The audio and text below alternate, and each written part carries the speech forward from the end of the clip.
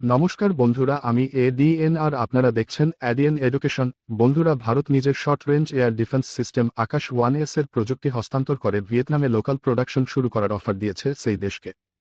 আকাশ 1S উৎপাদনের জন্য প্রস্তাবিত প্রযুক্তি হস্তান্তর শুধুমাত্র ভিয়েতনামের প্রতিরক্ষা ভঙ্গিকে শক্তিশালী করবে না, বরং ভারতীয় প্রতিরক্ষা শিল্পের জন্য দক্ষিণ পূর্ব এশিয়ার বাজারে পা রাখার সুযোগ তৈরি করবে।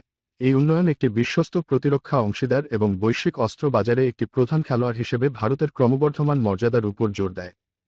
৩৫ কিলোমিটার রেঞ্জের আকাশ ইতিমধ্যে আর্মেনিয়াতে সফলভাবে এক্সপোর্ট করা হয়েছে। তার সাথে ব্রাজিলের সাথে কথা চলছে। ব্রাজিল ভারতের থেকে এই এয়ার ডিফেন্সকে নিতে চায় নিজেদের ফায়ার কন্ট্রোল রেডারের সাথে। ভারত যাতে রাজি হতে চাইছে না। আকাশ 1 এর সাথে আকাশ 1S এর প্রধান পার্থক্য হল আকাশ 1 রেডিও গাইডেন্স ব্যবহার করে, অর্থাৎ পুরো যাত্রাপথে এই মিসাইল তার নিজের ফায়ার কন্ট্রোল রেডার দ্বারা গাইড হয়। কিন্তু আকাশ 1S মিসাইলের নিজের একটি শিকার আছে, যার কারণে এটি টার্মিনাল ফেজে এসে অ্যাক্টিভ রেডার হামিং বা নিজেই টার্গেটকে ট্র্যাক করে নিজের আত্মনির্ভর মিসাইলের মতো টার্গেট এনগেজ করতে পারে। ভারতে বড় সংখ্যায় আকাশ সিরিজ অ্যাক্টিভ আছে। দ্রুত এর নেক্সট জেনারেশন ভ্যারিয়েন্ট আকাশ এনজি সার্ভিসে আসবে।